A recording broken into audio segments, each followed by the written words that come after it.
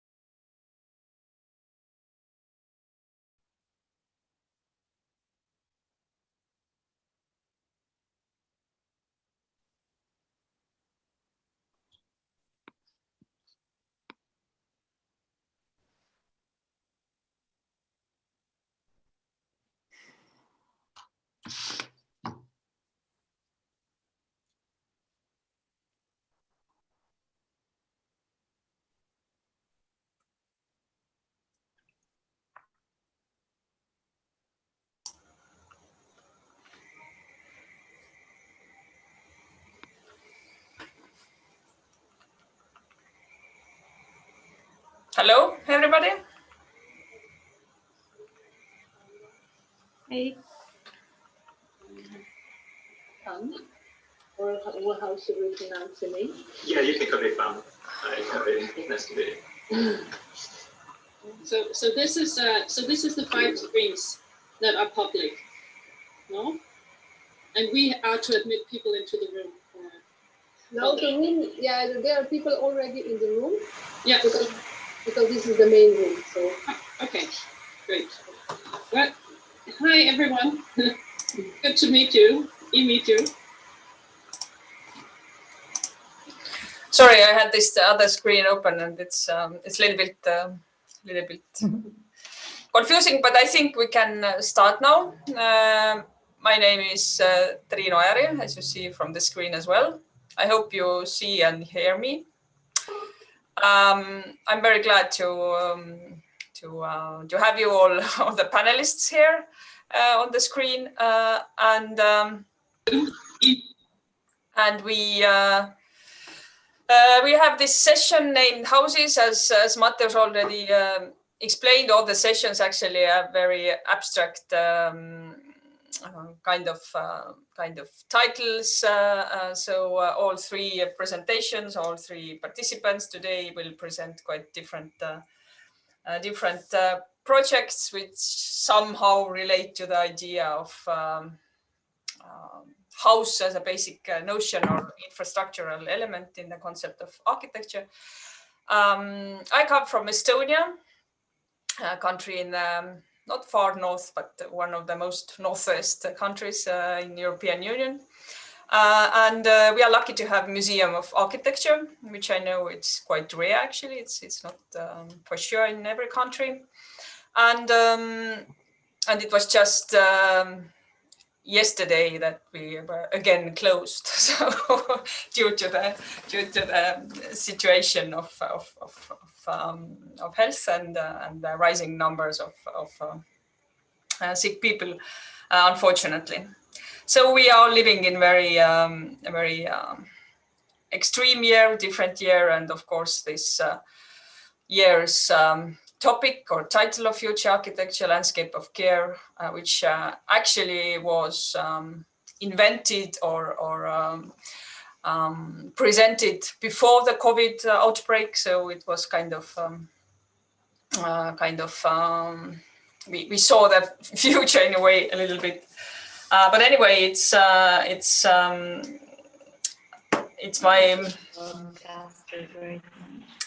my role now to guide you through this small session. It takes approximately hour and a half, and we all, as I briefly also sent also in the email, that since we had today in the morning this presentation by the commissioner of European Commission presenting European Bauhaus. I don't know how much you know it already and how much ideas you grasped or got from this presentation, but since today this Future Architecture conference is somehow related to the Bauhaus project, New European Bauhaus project, and all the results from these conversations, or the ideas or concepts from this conversation will be written down and sent to the Bauhaus project leaders as well. So somehow we feed their search for ideas as well. So that's why our conversation today a little bit is also around this topic of and the idea of this European Bauhaus. First I would like to introduce very little about this idea of the house we need, or the project the Museum of Architecture is doing. Estonian Museum of Estonian Architecture is doing this year. It's about derived from the current situation, and we invite the creatives from the Future Architecture platform to a series of lectures and presentations where related to the current societal, political, and healthcare problems and possible solutions that the architectural space can offer. And of course, the name of house in the title, the house we need, it's kind of schematic or even maybe ironic. You can interpret it, is it the house we need, or is it something else we need in the current situation, or what kind of solutions architecture can offer. And it also comes with an exhibition with the same title, where we invited 15 local offices presenting this kind of utopian, very utopistic and futuristic ideas about what the house of future can be. But today we first discuss or present your ideas you presented for the Future Architecture platform, for this call of ideas. And then let's see how the discussion will go on, and I hope you all feel good, feel relaxed, and I hope you enjoy being here, and also we have also some participants and listeners who I hope enjoy the discussion as well.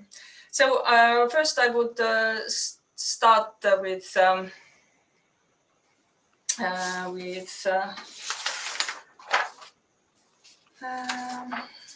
sorry,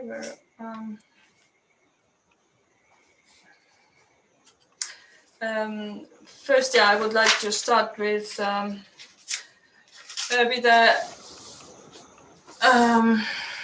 soft agency collective coming from Germany, from Berlin, and I believe we have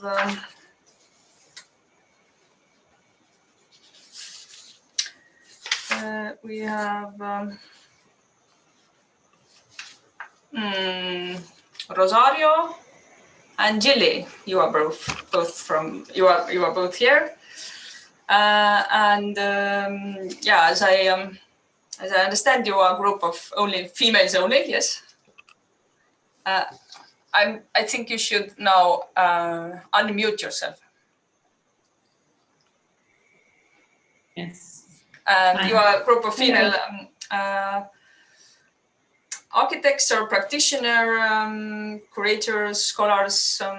So maybe you can, working with spatial practices, so maybe you can, with a few words, shortly introduce yourself, how you work, how big your group is, and what's your, maybe my first question to you and to the other panelists would be, what's your visions and ideas about the future?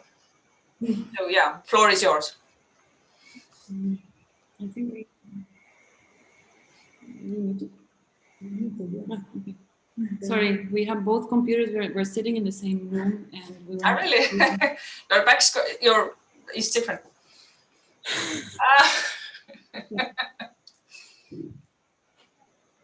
Do you want to start? Yeah. Yeah, maybe tell the story of Yes. how we met as soft agency and how we started to work together.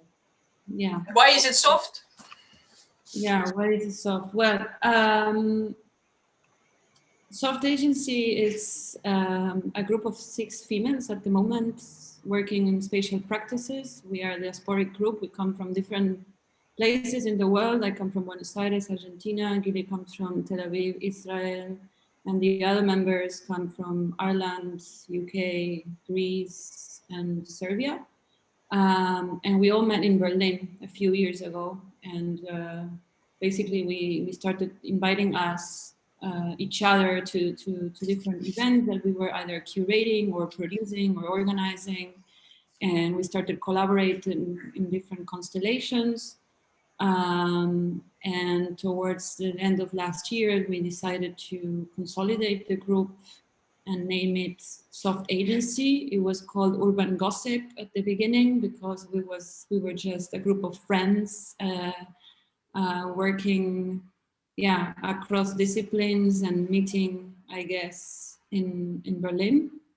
And we decided to explore this and to formalize the collaboration under under Soft Agency. And we like the tension of soft and agency in architecture or in spatial practices for us means also this capacity of acting otherwise.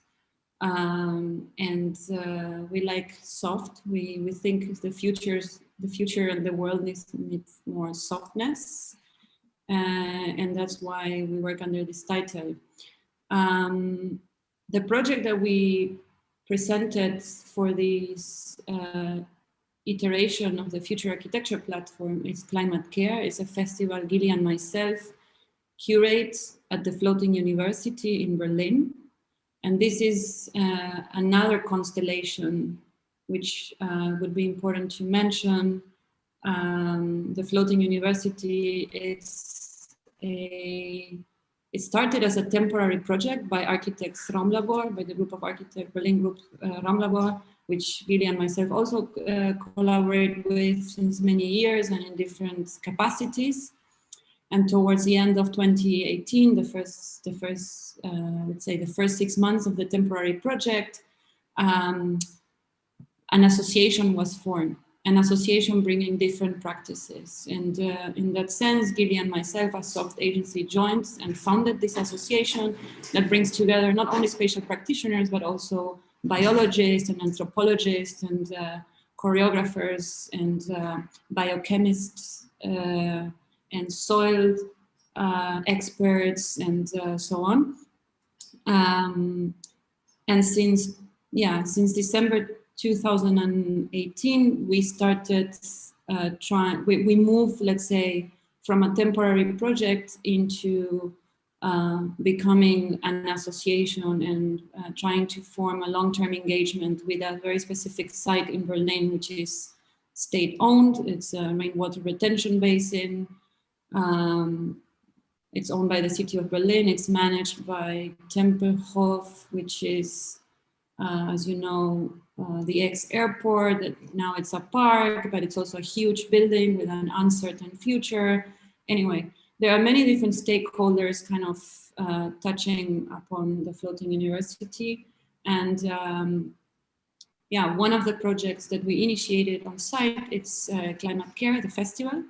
And I will pass it now to Gili, because Gili will explain, will speak a little bit about the festival itself. Can you hear me okay? Because of the technical setup. So Climate Care is a festival that takes the site of the Floating University as its origin. The idea of the festival comes from weathering the conditions on the site. And you can see and feel the kind of environment that it presents if you go to the room of Climate Care platform and watch the video that we have made there. It was curated in 2019, and I don't know if you remember, but 2019 was a moment of hope when the climate crisis finally got the attention it deserved on mainstream media across the globe. Fridays for Future exploded on the scene, Extinction Rebellion became a global movement. And it was a moment when it felt like, oh, we have people's attention when talking about environmental justice. You remember that year, way back before all of the other things got our attention? And then this came to us at a moment when our research around ethics of care was already formulating through several events. And we feel that ethics of care does put forward an alternative discourse to the difficulty of languages. We find it today a little bit resonating from Amika's talk in today's introduction, trying to find a language that with which we should take the discourse, spatial discourse forward, and also resonating to her question around collectivity, resonating with a lot of these contemporary moments where we need to talk in a different language, but we don't have it yet. In our research around ethics of care and the concepts that it proposes, we find it to be a very strong alternative. So weathering the conditions on site, together with our research around ethics of care, came together to create Climate Care, which is a program that tries to balance theory and practice, and tries to balance thinking and making on the site. It lasted for 10 days during June in 2019, with the local chapter of Extinction Rebellion in Berlin being involved in the program, many different artists and makers from the city. It was Berlin-based festival. More than 85% of our positions were coming from Berlin. Taking advantage of being in a very, very international city and having an international scene within the city. It doesn't require people to travel, as traveling was becoming a big question already in 2019, but a different kind of question. We worked in daily cycles on the site. This is part of our program, and I urge you all to go on the website that is the digital archive of the program that is also linked in our page on the platform. The mornings of the days were saved for the association to come together, because we were a new association at the time, and we still are an association in the process of becoming. We saved the mornings for the association to come together around concepts that were presented from artists from the program, so that we were able to discuss these concepts internally before we open up the site at 2 o'clock to the public to discuss these concepts publicly. From 2 o'clock to 5 o'clock, we had workshops and hands-on experiences on the site, ranging from making hives for different bugs, through baking them, to looking at the algae that is on site, to understanding biomaterial and its potential for construction of different elements on the site, following birds and all kinds of ways of connecting to the site through all of our 5 senses. Then at 5 o'clock, we took a break and we had a public reading session from a reader that was compiled for the festival. And then at 7 o'clock, we had artistic positions, so more performative, lecture-based film projections, situations with a couple of hangouts and parties, because we also need to relax sometimes. That was the program in a nutshell in 2019. And this year, we are again responding to the conditions on the site by looking at the notion of rewilding. With this year, we have learned that the owner of the site, the owner of the rainwater retention pool, is planning to remove the concrete and rewild the basin. which brings us to ask many, many different questions that relate to the connection between the biodiversity and the urban infrastructure on the site, and the way that we as an association address this connection. I don't know if I have more time, or how are we doing on time, Triin? 1 minute. 1 minute. And so this year we've invited past participants from the festival, but also created an extended network to other programs of the Floating FAO to critically look at the notion of rewilding. What does it mean that that we remove ourselves, or supposedly remove our intervention from the site and let nature take over, let natural succession find its path across the basin, and what will be created there as an environment? What kind of processes relate to rewilding when we think about social relations, and how do we build the intersection between rewilding social relations and rewilding our environment? So those are the critical questions at the center of this year's edition. I don't know if I forgot anything. So I wonder how you are planning to do it this year. Well, we are lucky that we are an open air location. Okay. Which makes it quite, accessible. If we take the last summer as a precedent, I would say. Last summer, by mid-June, we were in Berlin. We were able to meet outdoors, and of course, the site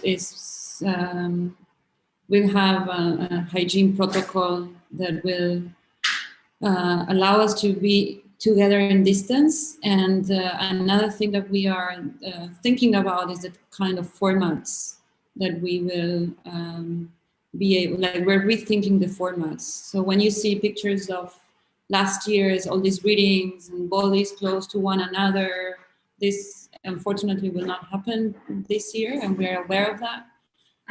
We're thinking about interactions between an artist and maybe a cluster, or one-to-one, or devising, for example, an audio guides that will allow you to explore the site alone. And yeah, we won't do the event online because that's absolutely not an option. Yeah. Climate care and this festival is all about embodied practice and feeling the site. And this site is quite interesting in terms of its nature. It's an infrastructure. It's polluted. It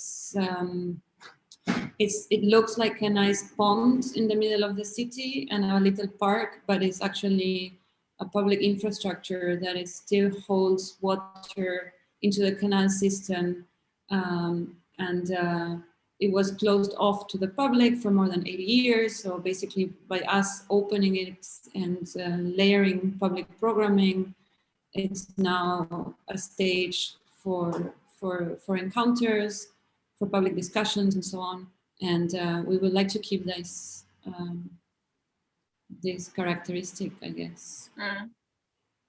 Okay, let's save the questions and discussions for later. And now I will go on with our next speakers. And we have Verena von Beckerath and Maximilian von Zeppelin. I love your name, I have to say. and you are going to present us the research project, which is comes from Bauhaus Universität. Very topical today, Bauhaus, but you are talking and coming from different Bauhaus. Bauhaus Universität Weimar, and it is about the relation between Bauhaus and Japan.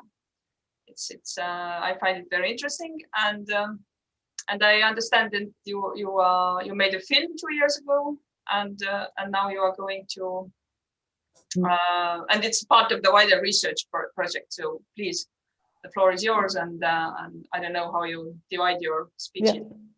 Yeah, we decided how to divide. So okay. Hello to the whole group. Thank you for for moderating this session.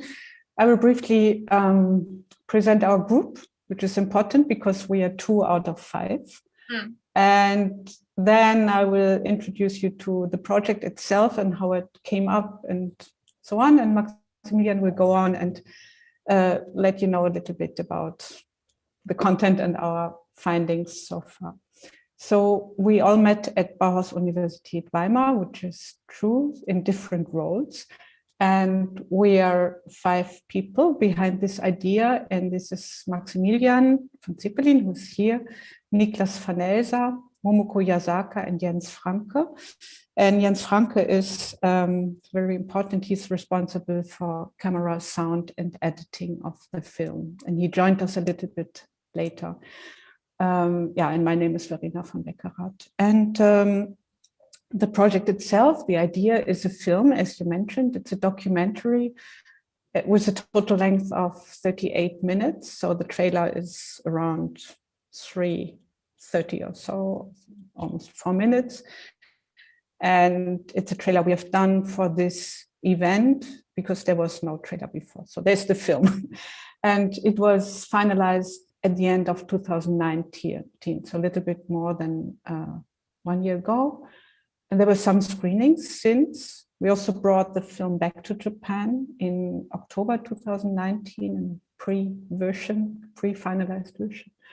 And the story behind is that we prepared for an excursion to Japan in 2017. And during the seminar, we developed a certain research interest in the relationship between Bauhaus and Japan, which was obvious in a way because it was just before the Bauhaus centenary year and Bauhaus was everywhere, but we doubted a little bit if this would be, especially what we were interested in, the Bauhaus with its styles and so on and so on. But we became very much interested in the idea that the Bauhaus could be something more and be related to other modernities in other parts of the world, which has also been done, research and beautifully exhibited during the Bauhaus Imaginista exhibition at the Haus der Kulturen der Welt in spring 2019. So we went to Japan, and when we came back, we discussed what had been surprising, interesting, and we found that these 2 houses, which were really surprising, we knew a little bit about the biographies of the architects. Maximilian will tell you a little bit more about them, and then we saw the houses. And we were really interested in the architecture and also felt sorry for the decay of the houses. They were not listed. There were no museums. In Europe, we would have house museums because the architects are quite famous because they studied at the Bauhaus what they did. But in the end, our interest shifted a bit from the houses themselves to the inhabitants. And we realized that the inhabitants had a kind of they developed a kind of collective effort to keep the houses and also to act within the houses, to invite friends, to make them semi-public. And this is what we found out when we came back to Japan to do the documentary, which was more or less focused on having architecture photography being assembled to a kind of film, which we found could be interesting as a documentation, because in a way we wanted to take care for the houses. We felt that we would like to do something and to make them more visible and to help keeping them and so on.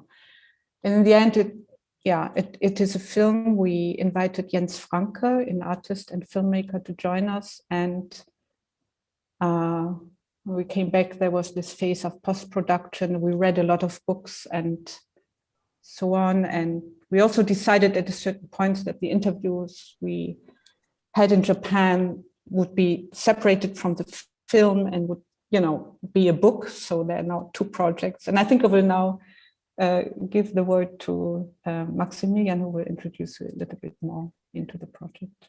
Thank you. Yes. Hello, everyone. Can you hear me? Yes. Yeah, okay.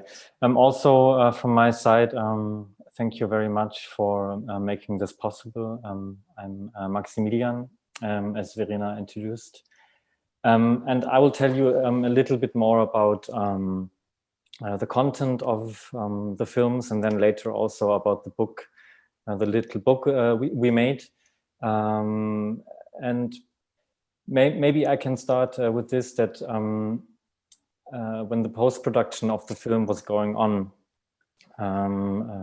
we already knew that this focus at the beginning we had, that the film would have or is about the relation to Japan and Bauhaus, which it is, of course, because the two architects, one of them is called Bunzo Yamaguchi and the other one is called Iwao Yamawaki. They both studied in Germany in the 20s and 30s at the Bauhaus in Dessau, and then later came back to Japan, and both made their way there, promoting the Bauhaus and also building their houses. So there's of course this strong interest in Japan and the Bauhaus and the relation. And it's so interesting that these people in the 20s traveled all over the world and came back to Japan and implemented a whole new style of architecture. So the so-called Bauhaus style, whatever that is, with a certain mixture of Japanese traditional design. So this is on the one hand the aspect, but very quickly we noticed that basically these two houses can tell us something about the relationship of architecture and society, because these houses kind of served as a microcosm of extremely different topics and contexts. So first, as I told you, there's like the Bauhaus context. Then there's this very special biographies of the families, of the people living there. And then there's also a kind of, let's say, statement towards the city of Tokyo and our current situation we're living in, because these houses are standing there now for decades. And as you might know, the city of Tokyo is evolving so fast and so quickly. I think every 30 years or so a house is demolished. So and even though in our houses, they stand for so long, and the people are really trying to take care of the houses. And this made a huge impression on us. Besides any a question of style or the interest in Bauhaus. Yeah, there are a lot of different topics evolving around these two houses, which made this so very interesting for us. And more of this is, I will show it to you very quickly in this little book we made after the post-production. Because when we were in Tokyo, we made these interviews with Helena Čapková. She's a researcher and associate professor in the history of art at Kyoto University. And she was a little bit our research consultant through the whole process, because we are not experts in Bauhaus and Japan, so she is. And there's an interview with Terunobu Fujimori, who you might know, Taichi Watanabe, who is an architect and professor at Waseda University in Tokyo, and finally Yoshiharu Tsukamoto from Atelier Bauhaus, who sort of gave a little bit like a background on the whole housing situation in Japan, because he also curated the exhibition, The Japanese House, Architecture and Life After 1945. So in this little book, we decided to make this after the post-production. At the beginning, we thought the interviews could be in the movie, but in general, what we can say about that, we didn't want to judge about any topics. So we didn't want to to present a very strong position from our side towards the different topics, heritage, for example. So we decided to take the interviews into the book to make the film a more a neutral way of looking at things. So basically everyone who's watching the movie can make his or her very own interpretations of it.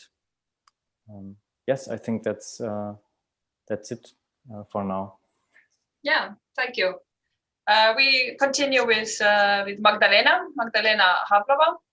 She comes from Prague, from Czech Republic. Yes, I guess you are also here.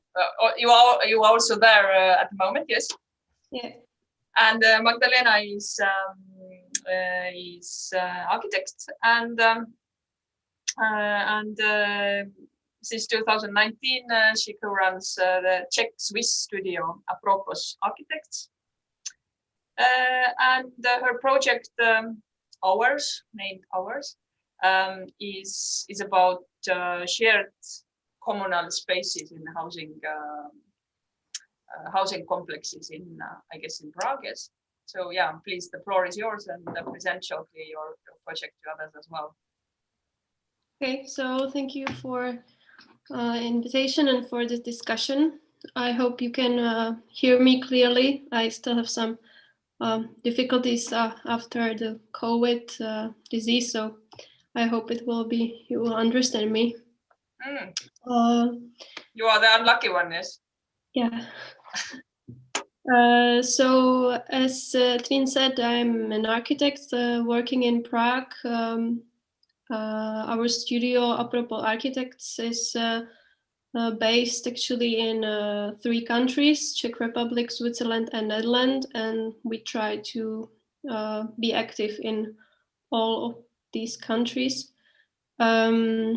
Right now we are actually working on quite successful project, which is one of the first municipal housing in Czech Republic. And among that, I'm also a researcher on Academy of Fine Arts when I'm working in the studio of Swiss architect Miroslav Schick. And in my research, I focus on the typology of non-profit housing, mainly the municipal and the cooperatives.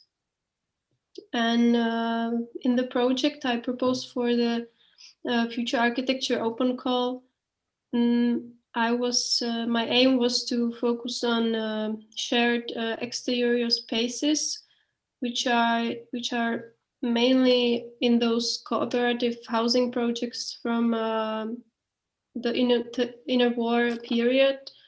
And it's called First Republic in my country.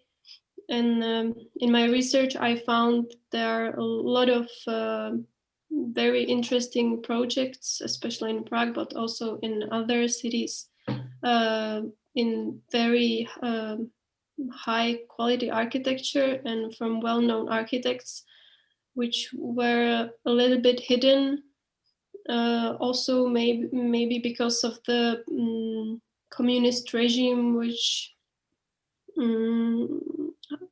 somehow destroyed the tendency for socializing and some nature sharing of things, and we were a little bit pushed into sharing, and that's also why nowadays there are no project of this kind. So that's my aim, to show the people that there is a great tradition of those shared houses or shared spaces. And in the project Ours, I wanted to film or document those environments, which are mainly backyards or front gardens or such things.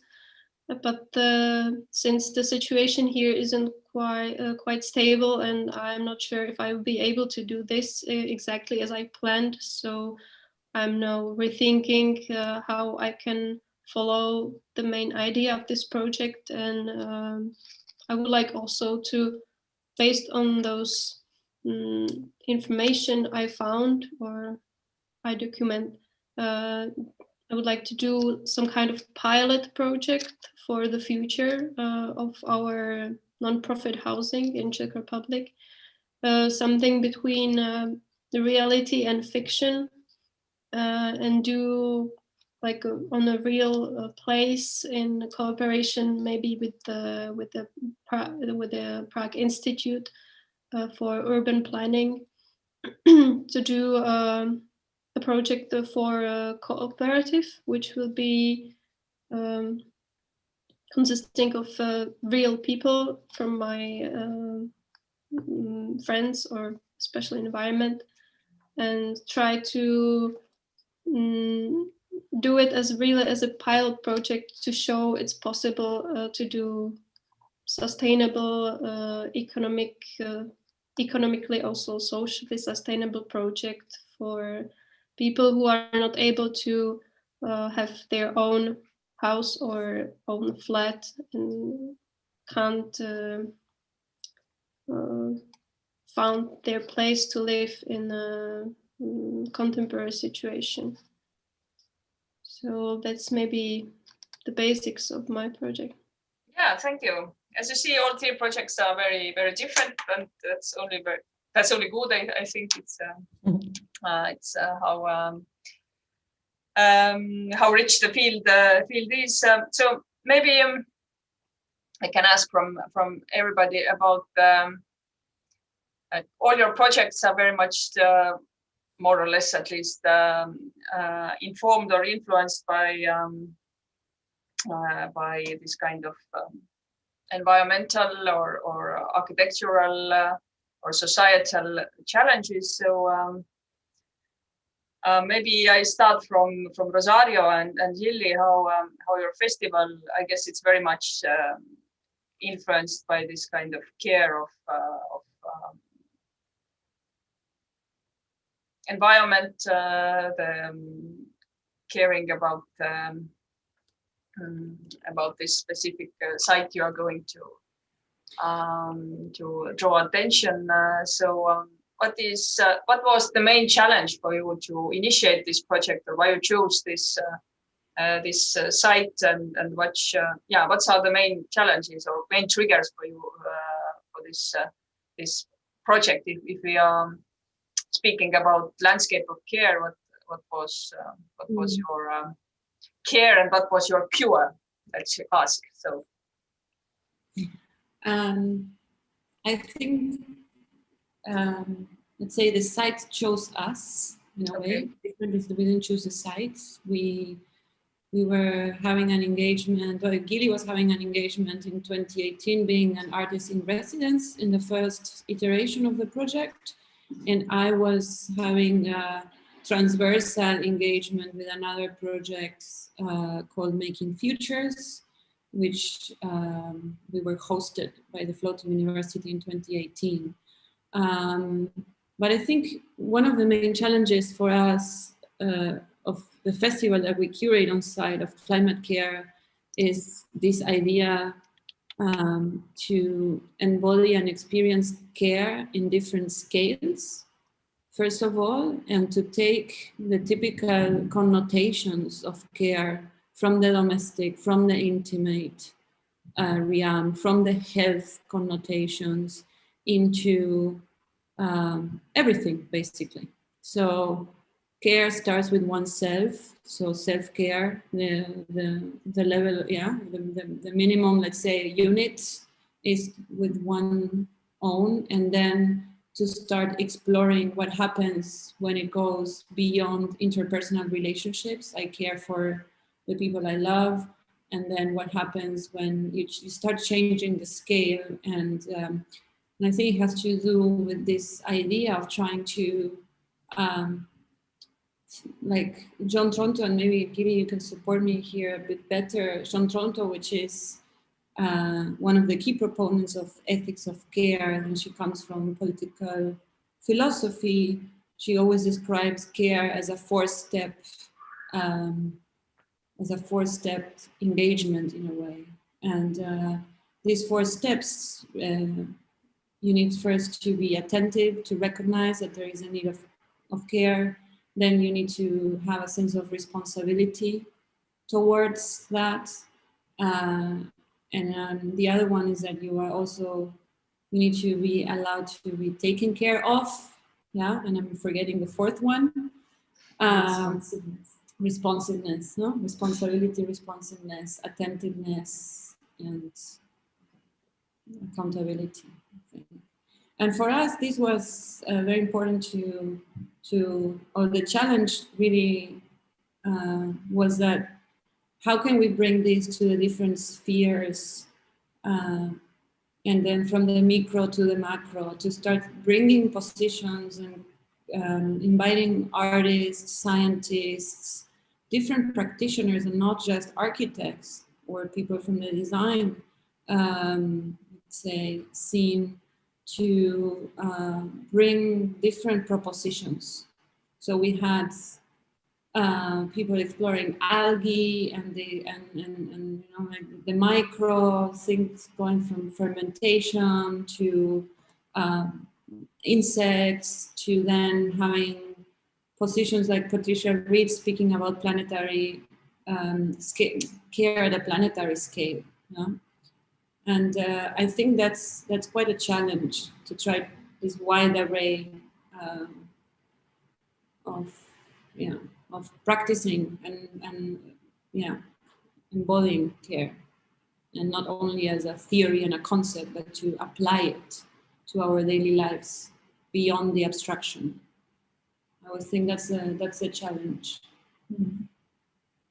And I guess the practice actually that you actually did something practical and this kind of process as cleaning up the site, or at least the idea how to clean it up, or how to make it more present, to make it more accessible. I think this is also very important for you, no? Yeah, the embodied practice on site, the applicable and tacit knowledge on site are very central to the festival.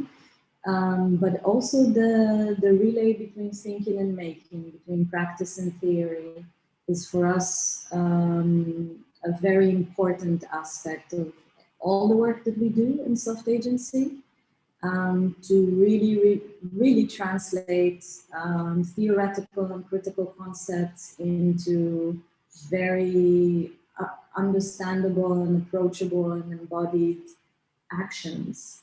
And not just activities, but also passivities, because it's really important to have the time to connect to a site and to think about what you've heard in an uninterrupted way. So I think the festival also, with the closed mornings that are kept for the association, with the hour of pause in every day of the program, the festival also tries to build bridges between activities and passivities, between theory and practice, between thinking and making, and between, let's call it traditional knowledge and this kind of search for the new that we have learned to constantly engage with.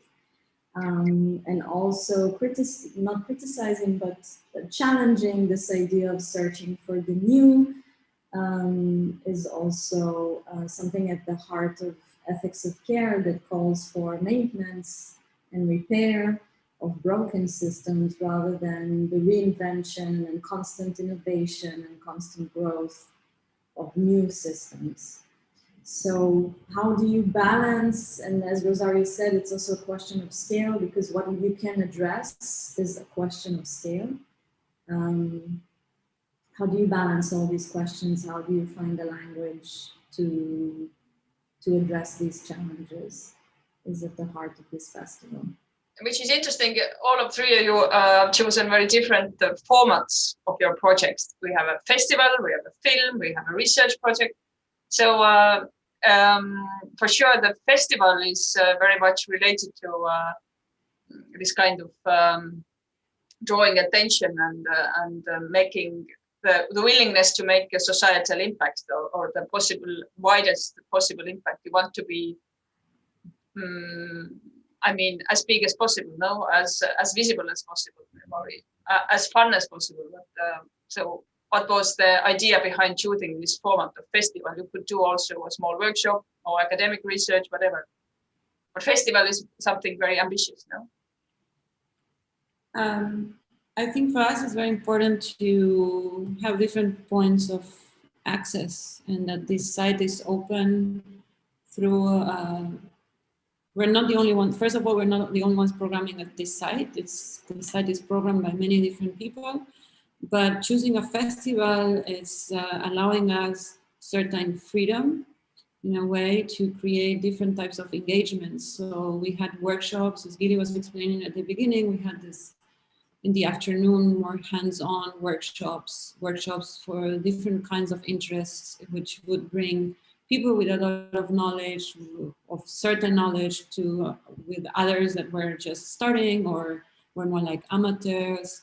The festival also allows us to program the site differently depending the time of the day, what kind of activities could happen on a Sunday evening. It's not the same as in a Tuesday afternoon. And it's also a way of,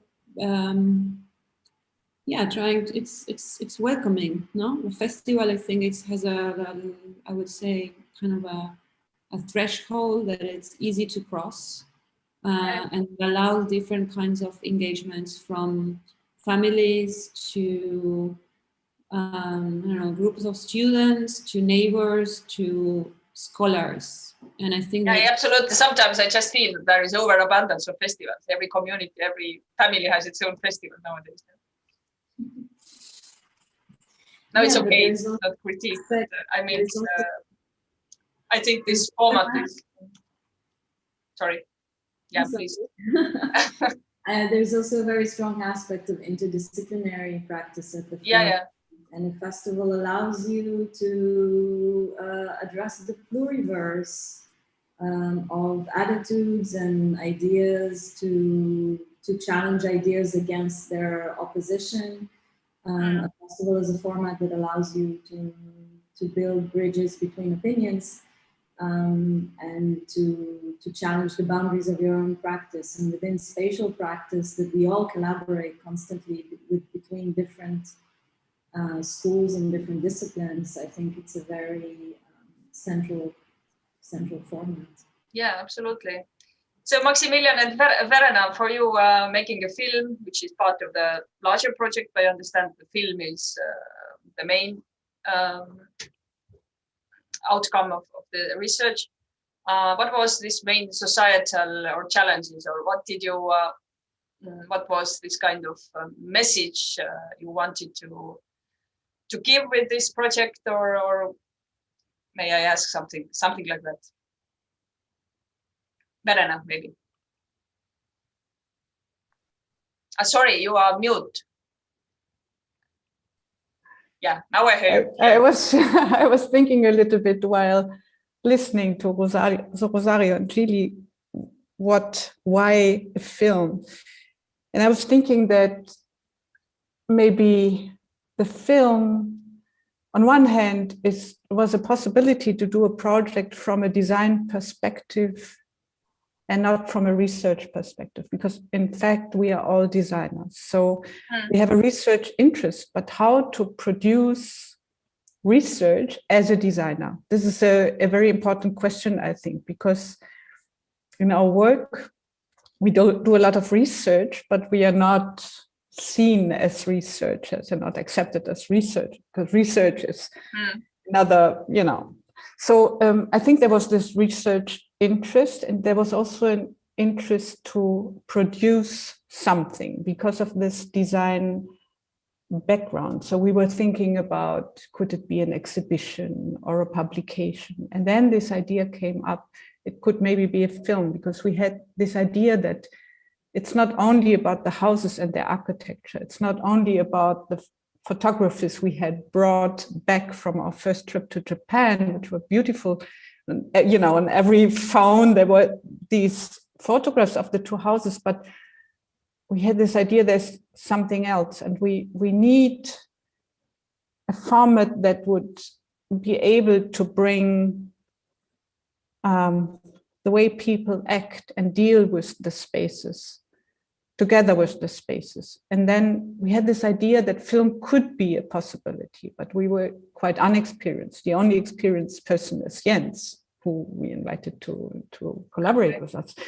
But then I think when I look back that I think maybe we would not have been able to do a design project together for several reasons, because we have different roles, we are different generations and so on. But we were really able to do a film together. And this was a kind of platform, a kind of project. This was open enough so that everyone could bring in something of interest. And so it was a really collaborative project. Maybe the first one I've done with my office. I've collaborated with other offices, but I think this collaboration is something so special because, every role was extremely important to do this project together. So it was a great experience, I think, not only for myself, but for everyone. And we also started to tell this each other whenever we see and talk, that this is a kind of special collaboration. And maybe because we were not experts, but of course we had our questions and our, way of thinking, the idea of creating something, but we didn't have the tools, we just, it's interesting that you put us in the, what's the call? Awareness part of the conference, because I think it has a lot to do with awareness of making things that you see and that you observe, to make it visible to others, to share this knowledge, to share the questions, to invite others to be part of it. I mean, in a way, we were invited by the inhabitants of the houses to be part of their lives. It was really strange. The first time we came, they invited us and they presented a concert to us. We didn't ask for a concert, but suddenly there was this concert. And we were invited with food and so on. And in a way, we reenacted this first visit in a more formal way, because we asked them to again organize an event. And we had a house concert in one of the houses and a discussion in the other house about heritage and the Bauhaus and how they felt about the building and about activism and community building, commoning, and so on. And it was something we wanted. On the other hand, we were extremely excited and also overwhelmed by what happened. So the project is a kind of open format, which also leads to the question, if we want to go forward and to ask questions that we cannot solve at this moment. We don't have the solutions, like technical solutions that you can, produce. So how can we ask questions, and which formats are relevant and interesting for us to go forward and to formulate research questions as designers, and to integrate different, maybe contradictory observations, because climate change is not something that you can just solve, because there are so many aspects and we somehow have to bring these aspects together. And another maybe interesting point was funding, because if you do a project like this, it's not like you have a research project, you ask for funding and you get the funding. So we had to go step by step. We got some money by the university, some money by the state of Thuringia. Then when we wanted to go again to Japan to present the film, we got some money from IFA. So it was a permanent, process of asking for funding step by step during the process of. I think every cultural manager knows doing the project. But it's very interesting. It's also time consuming. And absolutely. you know, and you have a plan, but you don't really know where it will lead you. So I think, yeah, the collective was very interesting. So we could. So okay. I understand for you, the movie or the film was the format open enough to present your research projects. It's quite interesting because usually the film is art in its own right. Of course, it has its own specificity. It has its the storyline and the camera work and the messages and things. They are quite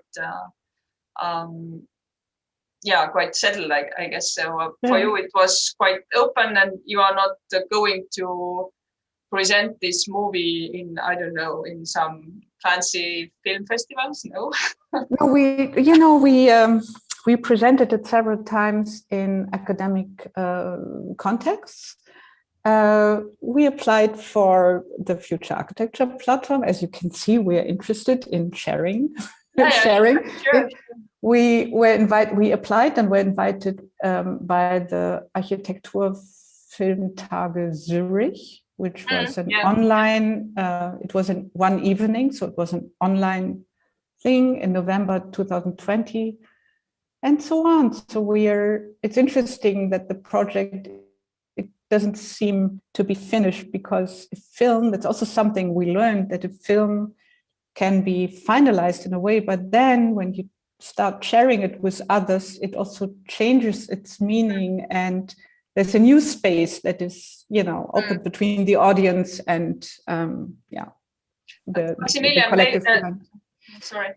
No. I mean, Maximilian, if choosing this format of film, did you also consider that it is very popular medium? You can get the widest societal impact maybe possible, no?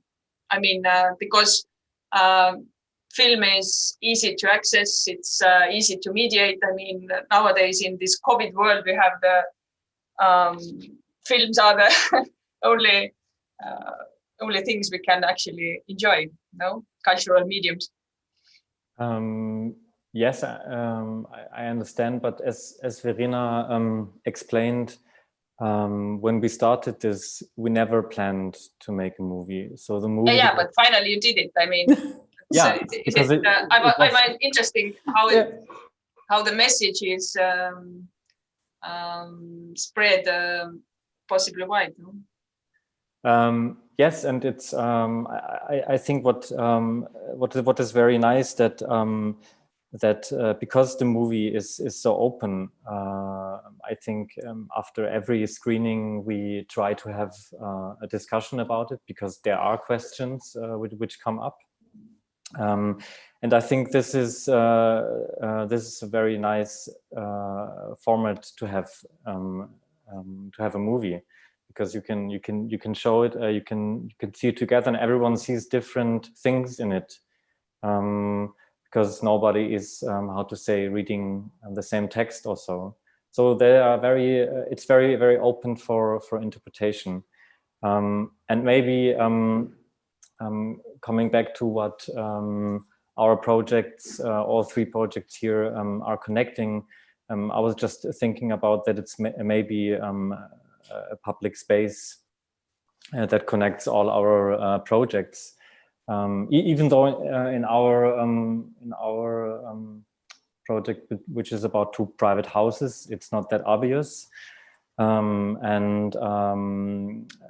both houses, they have kind of semi-public spaces, and they open these spaces towards the neighbors and the cities. So they very often have, as Verena told you, like saloon concerts. And in the other house, they very often meet. There's a group of people who are engaged in preserving modernist architecture in the city of Tokyo, which is extremely rare because you don't have architectural preservation in Japan. So there is like this aspect of public space, which is I think very strong in all the projects, which connects them. Yeah, sure. And also production of public space, how we produce it, how we conceive it. I mean, it's and this. If I could ask a question to Soft Agency, I was wondering about if you ever talked or considered your project in relation to the city of Berlin, because I find it very interesting that basically you show the potentials of this empty site together with the floating university, and of course this is in Berlin, and I always think that Berlin is a very ideal city for maybe the future, because of its very because it has not one center. It has many centers with green spaces in between. So I think Berlin is for me always a kind of ideal city to have these large green spaces, and this I find very interesting in your project, that you show the potential of this empty sites in the city. Did you ever talk about these concepts? Yes, of course. I mean, opening a public urban infrastructure that today still holds its function and challenging the monofunctionality of it, I would say it's quite a way of addressing it. We don't see the site as a green open space, first of all. That's not how we understand it. We understand it as it is something that has been built in the 1930s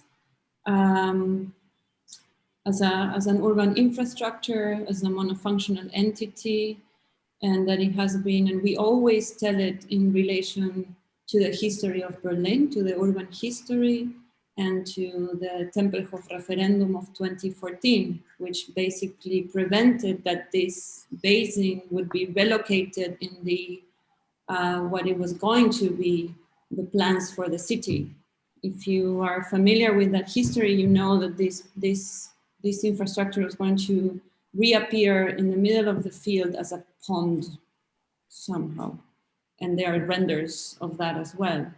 And we always feel that our presence there today, it's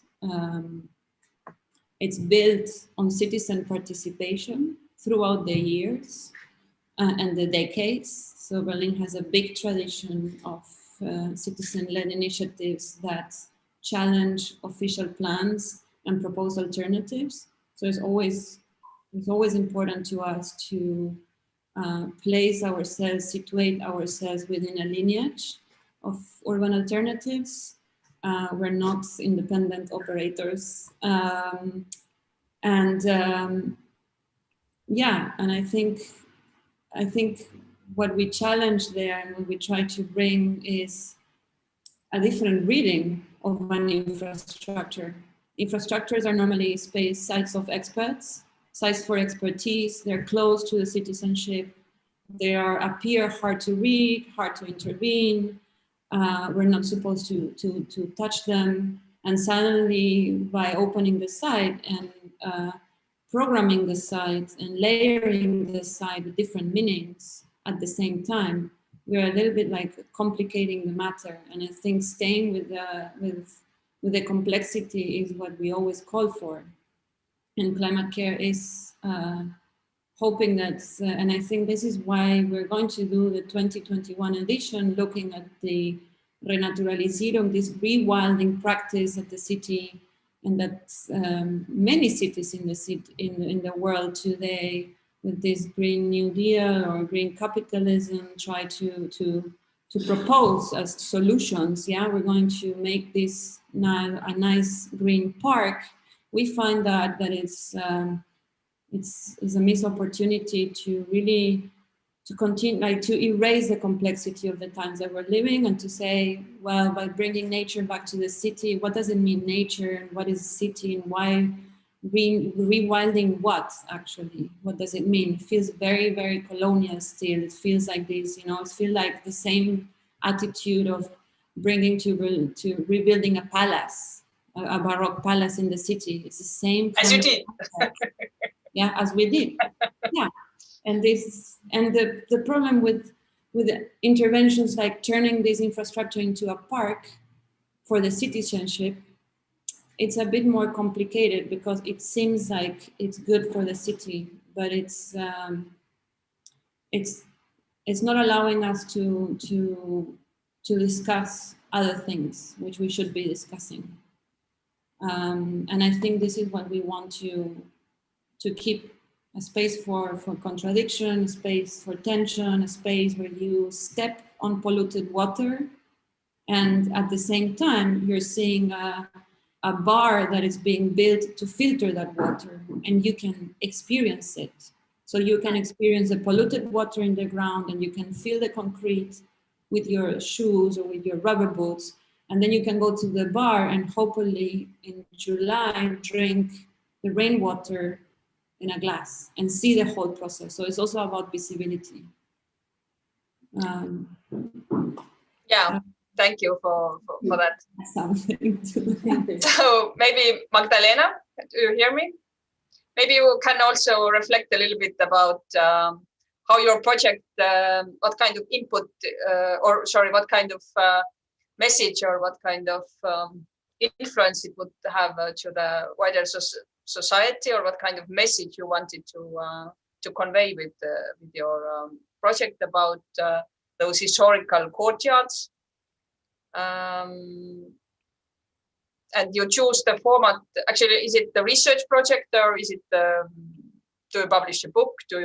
What kind of outcome comes from that? I think it's something maybe we have here in common, all of us, that we see our work also as some kind of service, or I can see architecture as a service. And so for me, the PhD studies or the PhD research is something which goes over just a school, and I wanted that my PhD thesis isn't just a thesis, and I wanted from that to be something educational, something beneficial. So I wanted to, in the end, I would like to make a book about those good examples of this kind of architecture, actually from the First Republic till nowadays, which of course there will be visible some kind of deconstruction or destruction of this typology through the years. And why I wanted to do this project with those existing houses and with those backyards and exterior spaces was one way how to bring this topic to the people, because I think it's important, and I feel it as also my role to show to the public that the importance of architecture is wide, and that maybe also change a little bit the view how people look at architecture here, and that it was always part of their living and their environment, and maybe that they have also some spaces in their houses they didn't know, or they didn't know how to use. When I'm talking about this, I mean those shared spaces and those courtyards, for example, which are nowadays a lot of them are unused, or they don't even know it belonged to them, like all of the people living in the house, when I talk about the block houses especially. And there are also examples of those that are working, so my aim was also to show those that they are working. And the reason why I chose this topic, this social housing or those cooperative housing, was maybe because when I was working in Switzerland, I was living in those environments, and I saw how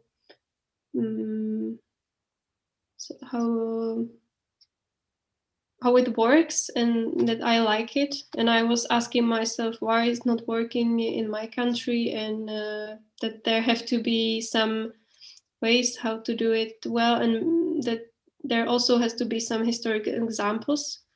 So that's why I actually also found those examples in Czech Republic, that I did some research in Switzerland, and according to some typological signs, I was looking for those houses in Prague. It was mainly site-specific searching, or a lot of Googling and going through maps and historical maps. And that's how I found those, and I was very happy that we have a lot of those examples. So I think I would like to just pass this message to public, and to maybe start something. Maybe other people can also go on and continue. Okay, thank you. Today we heard about the European Bauhaus idea, and I don't know how much you are familiar with it before.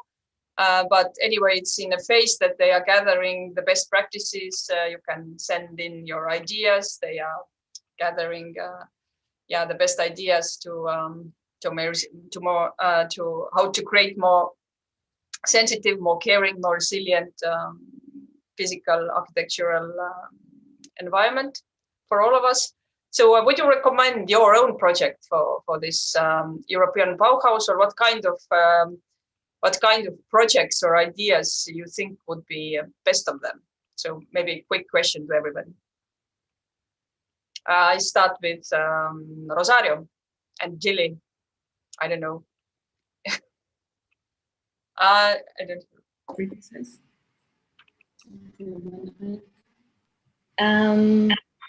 I think it's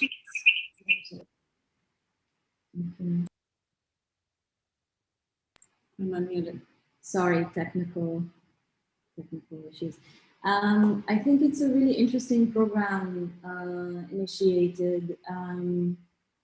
It's not a surprise that there are already responses kind of asking about the language that is being used, and asking about the history that is being reinforced, let's say, because we all know that the Bauhaus was also in relation to contemporary discourses of equality, diversity, and inclusivity, was not the most outstanding institution. And I think those challenges are important to be taken into consideration when embarking on a new program like this, of course. Not in a way that negates the entire legacy and the entire meaning of the Bauhaus, but in a way that says that there's a lot to learn and a lot to otherwise learn from the Bauhaus. And as we move forward, going back to craft-based, scaling down our production, thinking about social relations at the heart of production, material and visual cultures. I think there is a lot there that is important to revive. A lot of the conversations happening at the Bauhaus that are important for us still today. But the context is completely different. And how do we give context the agency, or the soft agency, if you will, to reshape the conversation? This is now will be the challenge for the partners. I'm also really interested in what kind of partners the program will bring forth, because there is a huge gap between independent and institutional practice across the cultural sector that is not being addressed, I think, on the side of funding. Institutional practice doesn't exist without independent practice, and independent practice doesn't experiment and find its state without institutional practice. There is an important relay between the two, and it will be up to the partners of the program to try and make a spotlight on the relay between those practices. And I'm mostly interested in that challenge, to be honest, to see how it will come out. Yeah, thank you. We have to move forward. It's Verena.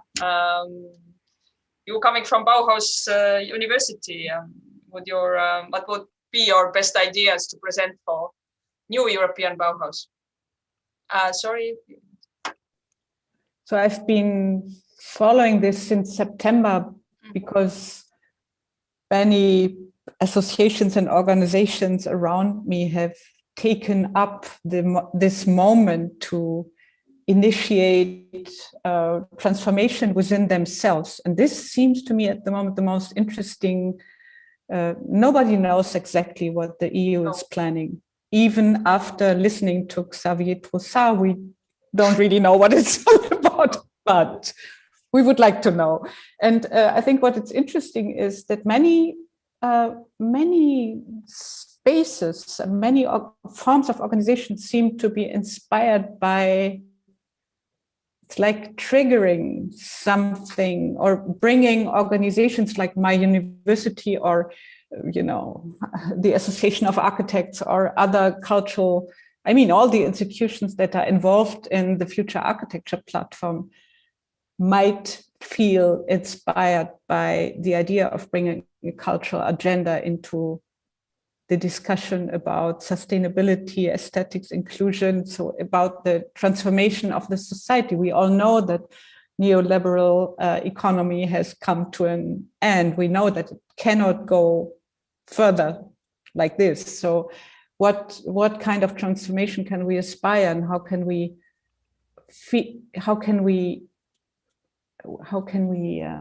live this in a form of common culture? But I think what is a little bit difficult is the idea to have a kind of beautification of a transformation that is, you know, behind the scene. That would be the worst case, I think, that architecture has to serve for bringing, you know, beauty to something behind. But I think architecture itself has an immense potential to, as I said before, to relate different and maybe contrary aspects. And I think we should all work on our role as architects and on a collective effort to also rethink our roles or think about our roles and use the potential and the power we have if it is given to us to, you know, to think this. And to answer your question, I think there should be a more or less curated way of looking for case studies that represent this, you know, coming together of sustainable aesthetic and social inclusion, because otherwise it can be really difficult. So I think maybe case studies could be really interesting to collect them and to present them in an interesting way and to let people understand what they are about and why they are able to integrate all these different aspects. And then we can see what we can do next. A huge atlas of best maybe a small atlas would be enough. I don't know. Yeah. I don't know. Magdalena, do you have any bright ideas what to submit for New European Bauhaus? What would be the? Well, I have to say I don't know much about this New European Bauhaus, and I think there wasn't any discussion about it in Czech Republic.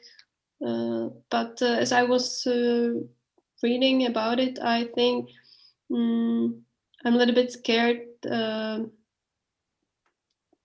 that it wouldn't be some formal following of the idea. And I think, as maybe Verena said, it would be more effective to focus on some smaller specific projects, some pilots maybe that can show us how it works in some smaller scale. And yeah, I hope I will be also able to maybe contribute with some of my smaller thoughts, but yeah, I don't know yet how to imagine that. Yeah, it's hard to imagine for I think for everybody. I have some questions here as well in chat for and dear audience, if you are listening to us and if you have any pressing urgent questions to panelists, please send via chat your questions. And I have a question to Rosario and Gilly. From your experience in the basin, do you think we can take lessons on how to rewild our house? I don't know what he means by our house, but can you repeat the last part? Rewild our what? From your experience in the basin, do you think we can take lessons on how to rewild our house? I mean, living environment maybe, or your residential house, I guess. Can you rewild your house, your residence? Leave your house. Leave your house as often as possible. No, it's okay. And go into wilderness. And go and hug a tree. As long as you can, of course, with these times permitting, because it's from Cesar. Okay. That's from Cesar. Okay. How we can rewild our house, how we can rewild ourselves. There's a book called Feral from a British writer, and he talks about how to rewild social interactions. And I think it's also about challenging a bit what we consider to be wild and what we consider to be natural, what we consider to be a house, maybe also. No, I don't have a straightforward answer to Cesar. I'm sorry. I think it's okay. I would invite him to come and ask this question in the festival with us and to look for the answer together. So we are almost to the end of our session. I thank everybody very much of participating in this virtual room. I'm really sorry that we couldn't meet in physical space in lovely Ljubljana, as usually all future architecture fellows do in every February. And I hope this project, New European Bauhaus, will result in some positive outcomes, positive, at least this kind of big atlas or big compilation of best practices of more caring architecture. And I wish you good luck with all your projects, new films, new festivals, good luck with your doctoral thesis. And as Mateusz has sent us a reminder, we are all expected back to the main room, and they will serve us some digital refreshments. So I'm curious to see what they are. I understand that we are all expected to have some virtual glass of wine, so let's see it. So thank you once more, and see you in this main room then. Hello. Cheers. Thank you. Bye-bye. Thank you very much. Mm-hmm. Thank you.